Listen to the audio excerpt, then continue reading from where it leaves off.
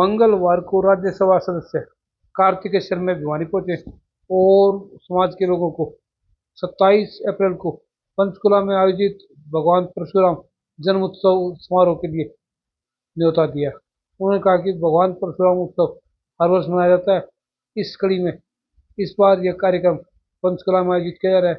इस कार्यक्रम में मुख्यमंत्री नायब सिंह सैनी मुख्य अतिथि होंगे, इसीलिए वे प्रदेश भर का दौरा कर लोगों को न्योता दे रहे हैं।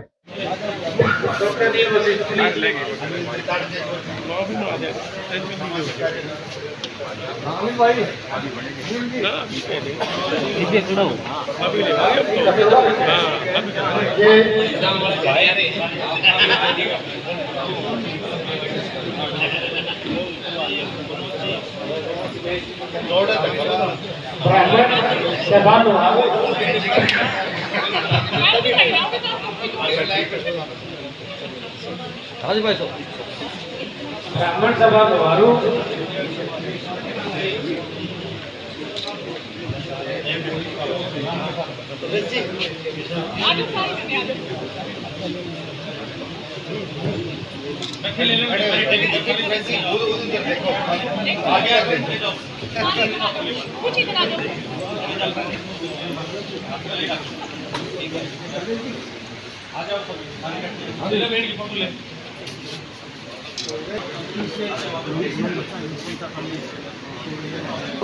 ब्राह्मण सभा से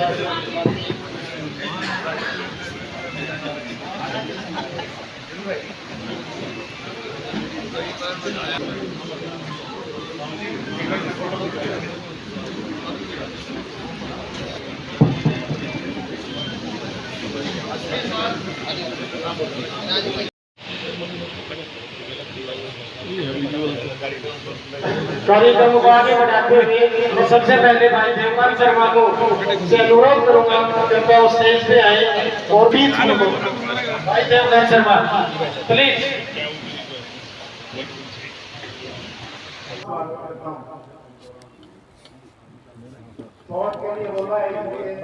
भगवान परशुराम जी का जन्मोत्सव के उपलक्ष्य में एक बहुत ही भव्य कार्यक्रम का आयोजन किया जा रहा है पंचकुला में आने वाली 27 तारीख को, और माननीय मुख्यमंत्री जी कार्यक्रम के मुख्य अतिथि होंगे। और ये हम हर साल करते हैं कार्यक्रम, जहां हम भगवान परशुराम जी का जन्मोत्सव हर्ष और उल्लास से मनाते हैं। उसी श्रृंखला में आज भिवानी आया हूं सबको न्योता देने, और सारे भाइयों का, बड़े बुज़ुर्गों का, युवा साथियों का, माताओं बहनों का बहुत प्यार और आशीर्वाद मिल रहा है। और मुझे लगता है कि जिस तरीके से हमने करनाल में पहले 2 कार्यक्रम किए थे, इस बार पंचकुला में के ज़िले में होंगे, और जो लोगों का प्यार और आशीर्वाद अपार मिल रहा है, उससे लग रहा है कि सारी संख्या का रिकॉर्ड टूटेगा। सर, एक राष्ट्र एक चुनाव के कॉन्सेप्ट पे पूरे देश में जनमत सा तैयार किया जा रहा है, आप इसको किस प्रकार लेते हैं? देखिए, मैं इतिहास का स्टूडेंट हूँ, और मैंने इस बात का उल्लेख पहले भी संसद में किया है कि पहले 3 आम चुनाव जो देश में आज़ादी के बाद हुए थे, वो 1 कंट्री 1 इलेक्शन के नाम पर ही हुए थे। जब कांग्रेस पार्टी ने अपना प्रेसिडेंट्स रूल को यूज़ करते हुए और कई जगहों पर कई राज्यों की सरकारों को निरस्त किया, तो वो साइकिल डिस्टर्ब हो गई, और किन्हीं कारणों से वो डिस्टर्ब होती गई। और मुझे भी लगता है, और मुझे लगता है प्रत्येक व्यक्ति, देश के आम जन को लगता है कि जो हर 3-4 महीने में चुनाव की प्रक्रिया कहीं ना कहीं किसी राज्य में चलती रहती है, उससे जो हमारा वातावरण है वो डिस्टर्ब हो जाता है, और कहीं ना कहीं लोग राजनीतिकरण की नीतियों के ऊपर चलते हैं, ना कि जन नीतियों के ऊपर।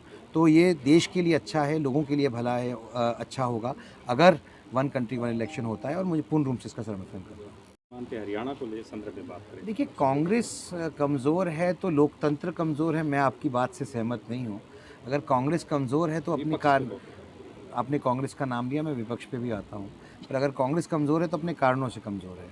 आज विपक्षी पार्टियाँ सब ने मिलकर वक्फ बिल का विरोध किया, लेकिन एक बात तय है कि आज की डेट में विपक्ष इसलिए कमज़ोर है क्योंकि वह धर्म की राजनीति करना चाह रहा है और तुष्टीकरण की राजनीति करना चाह रहा है, जबकि वक्फ जैसा इशू धर्म का इससे जुड़ा हुआ इशू ही नहीं है। ये एक प्योरली एडमिनिस्ट्रेटिव इशू है, मिसमैनेजमेंट ऑफ प्रॉपर्टी का इशू है, जिस पे अनेकों सुप्रीम कोर्ट और हाई कोर्ट्स की जजमेंट्स आ चुकी हैं, और उसी को आगे बढ़ाते हुए देश की सबसे ऊंची पंचायत ने और दोनों पंचायतों ने इसको पारित करके राष्ट्रपति जी ने अनुमोदित किया है। तो ये देश का कानून है। तो मुझे नहीं लगता है कि विपक्षी पार्टियों को इसके ऊपर राजनीतिकरण करना चाहिए, तुष्टीकरण करना चाहिए, जो कि वे कर रहे हैं। नेता प्रतिपक्ष नहीं चुन पाया आज तक कांग्रेस की बात करें। आप नेता प्रतिपक्ष की बात कर रहे हो, 12 साल से संगठन नहीं चुन पाए हैं। जब 12 साल से संगठन ही नहीं बना तो नेता प्रतिपक्ष तो दूर की बात है। खैर ये उनका आंतरिक मामला है, उनसे पूछिए, बेहतर रहेगा। मैं उस पर ज़्यादा टीका टिप्पणी करना उचित नहीं समझूंगा। तो जो है 19 लाख रजिस्टर कैसे बढ़ रहे हैं, आप क्या मानते हैं? हम वहीं जा रहे हैं जहाँ जाना चाहिए। भारत हमेशा से हर विज्ञान का केंद्र था, चाहे वो भौतिक विज्ञान हो, चाहे वो दूसरा विज्ञान हो, या हम अपने विज्ञान और ज्ञान को छोड़कर हम ये कहें कि हम टेक्नोलॉजी की तरफ जाएंगे तो ये गलत होगा। हम टेक्नोलॉजी की तरफ भी जाएंगे, इवॉल्व भी करेंगे, इनोवेट भी करेंगे, साथ साथ में जो हमारी संस्कार है, जो हमारी प्रकृति है, जो हमारी संस्थाएं चल रही हैं, जिस तरह से हमारा जो आचरण रहा है हज़ारों सालों से, उसको हम छोड़ नहीं सकते हैं। वो हमारा अभिन्न हिस्सा है। मैं आपको उदाहरण देता हूँ। आप हमारी बात करते हो, इंडोनेशिया आज एक मुसलमान देश है, पर वो फिर भी रामायण बच्चों को पढ़ाते हैं अपने स्कूलों में। अगर अधिकांश लोग वहाँ मुसलमान हो गए तो क्या उन्होंने अपनी प्रथा को छोड़ दिया? तो ये तो मैं आपसे सहमत नहीं हूँ। हमारी प्रथा हमारी अपनी है, हम उसका मान करते हैं, सम्मान करते हैं। हम दुनिया में भी बढ़ेंगे, विकसित देश भी बनेंगे, विकसित राष्ट्र भी बनेंगे 47 तक, लेकिन अपनी जो हमारे हज़ारों साल की जो प्रथा है उसको सामने रखते हुए, अपने धर्म को आगे रखते हुए ही बढ़ेंगे। मैं मानता हूं कि विपक्षी पार्टियों को और उनके नेताओं को ये नहीं समझना चाहिए कि हमारे प्रदेश के युवा इतने भोले हैं कि उनको कोई भी झूठ बोलकर कर सकता है कोई बात। मैं सिर्फ ये कहना चाहता हूं कि प्रत्यक्ष तौर से जो नीतियां भारतीय जनता पार्टी की रही हैं पिछले 10 साल में, आम जनता को दिया गया है, उससे पहले जो पहले की सरकारें थी उसकी तुलना में उन्होंने नहीं दिया है।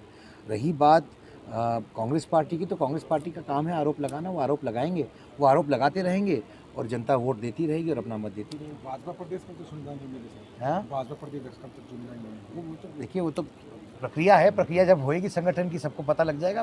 प्रत्यक्ष को प्रमाण नहीं, प्रत्यक्ष तौर पे आपके सामने आ जाएगा। ये 12 साल नहीं वेट करना पड़ेगा। टैरिफ लगातार बढ़ता जा रहा है, टैरिफ की वजह से महंगाई भी काफ़ी है, गोल्ड 1 लाख के आसपास पहुंच गया। तो इससे देखिए, ये वैश्विक मुद्दे हैं जिनका संज्ञान उच्च स्तर पे लिया जा रहा है। माननीय प्रधानमंत्री जी भी कल आज उपराष्ट्रपति जी से भी मिले अमेरिका के, और उसके अंदर बहुत सारी तब्दीलियां हो रही हैं, डेवलपमेंट्स हो रही हैं। मुझे पूर्ण रूप से विश्वास है कि भारत का भविष्य बहुत उज्जवल है और भारत और अमेरिका का भी संबंध बहुत अच्छे रहेंगे। टैरिफ से भारत को एक अपॉर्चुनिटी मिलेगी, कोई नुकसान नहीं होगा long run. Thank you sir, धन्यवाद।